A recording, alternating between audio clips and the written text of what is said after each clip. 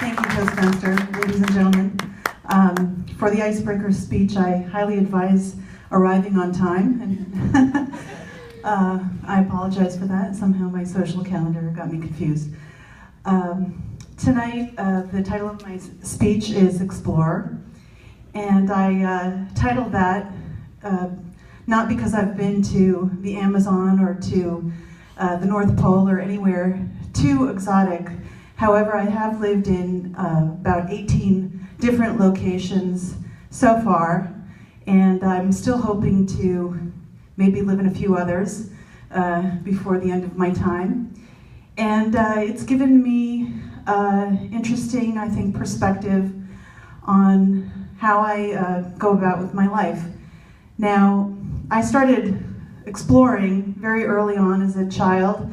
I grew up for several years in Brooklyn, and my brother and I, we would be out and about in the neighborhood trying to discover all the most dangerous locations that two preteens could. And we were inspired by stories like the Noah's Ark and the Underground Railroad. And so when we found a new rooftop or a basement to kind of poke into, we got our knees and our elbows and everything dirty, and those were our locations, and my mom fortunately didn't know anything about that, but that's just the way that we were. And all those exciting kids stories, including Nancy Drew, inspired me to get out of the house and get into trouble. And probably for a good number of years I had things like a compass and matches, because you just never knew when an adventure would come. My family came from Czechoslovakia, now Slovakia, and so they weren't able to travel when I was really small, except for other communist countries. And so once we immigrated to the United States, my dad's travel bug just went crazy, and so we would, my parents would save their money all year round, and at the end of the year we would go to some kind of location that he had always dreamed of, and those became my dreams as well. And so my brother and I, we would throw our suitcases on the hotel, bed, and we'd start exploring. We'd hit the mini bar, of course not touching any of the alcoholic beverages, right? And then we were off to the pool and further afield, and we were able to learn about various cultures by being out and about and exploring the art museums, eating the food there, getting to know the locals, and that was slowly making the fiber of who I am. As I got older, I went to university in New York City, and I didn't know the city very much, and fortunately had a friend, and she took my hand and showed me all the glories of New York City, which I had dreamed of, because I was pursuing a career in art, and that is certainly an art mecca.